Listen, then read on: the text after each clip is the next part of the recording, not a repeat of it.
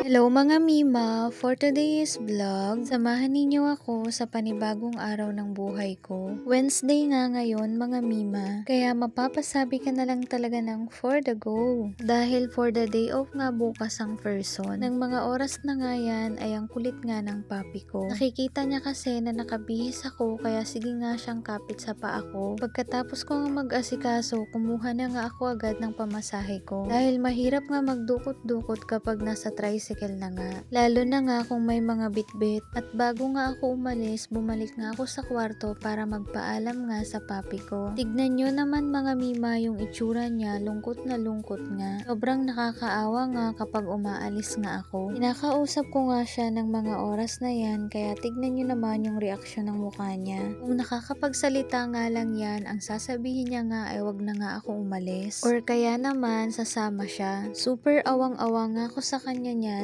Feeling ko ang hirap-hirap ngang umalis kapag ganyan ang itsura niya. Ito naman mga Mima, yung taniman nga ni Papa ng mga gulay. Iba dyan mga Mima, halos na-harvest na nga namin. Nakakatuwa nga lang mga Mima dahil kapag gusto mo ngang kumain ng sariwang gulay, pumunta ka nga lang sa bakuran nyo, may makakain ka na nga na sariwang gulay. Kumbaga kapag may tinanim, may aanihin. Kung masipag ka nga lang magtanim, kalibre ka na nga ng uulamin. Kami kasi mga Mima, mahilig nga kami sa mga gulay-gulay. Pagkatapos ko ngang magsuklay mga Mima, inupuan ko na nga tong inaayos ko pa nga kahapon. Kinukuha ko kasi mga Mima yung attendance namin sa biometric. Natagalan nga ako dyan dahil kahapon ko pa nga hindi gamay. Pero yun nga, wala naman hindi natututunan. Kaya sa sobrang pag-explore ko nga dito mga Mima sa biometric, na-erase ko nga yung pangalan namin ni Ma'am Abby. Pero sa bandang huli naman mga Mima, na-enroll ko naman yung pangalan namin ulit. Pangiti-ngiti na nga ako dyan dahil medyo alam ko na nga kung paano gamitin yung biometric. Tagal-tagal na din kasi mga Mima bago ako ulit nakahawak ng biometric. 2020 nga mga Mima yung last nga nung nag-work ako sa HR. Lahat nga ng attendance ng mga empleyado at sahod, kami nga ng kasama ko yung nag-aasikaso. Kaya nakalimutan ko na talaga kung paano gamitin yung biometric. Nung bandang hapon nga ay grabe ngang buhos ng ulan kahit umaaraw. Biglaan nga lang ang buhos ng ulan dahil bago pa man nga umulan ay grabe nga ang sikat ng araw. Kaya hindi ko talaga akalain na uulan nga. Pero yun nga, blessing pa din ito kahit ganito na nga yung panahon. Kinagabihan nga mga Mima, nagluto nga ako ng ginataang langka. Ang terno nga nito ay dilis at pritong bangus. Kayo ba mga Mima, mahilig din kayo sa ganitong ulam? Kasi kami mga Mima, kahit wala ngang baboy basta may gulay nga kami. At dahil nagutom na nga si Mama at Papa, pinauna na nga namin kumain. Kain tayo mga Mima. Siguradong marami na naman akong makakain nito. Yun lang muna mga Mima. Thank you for watching.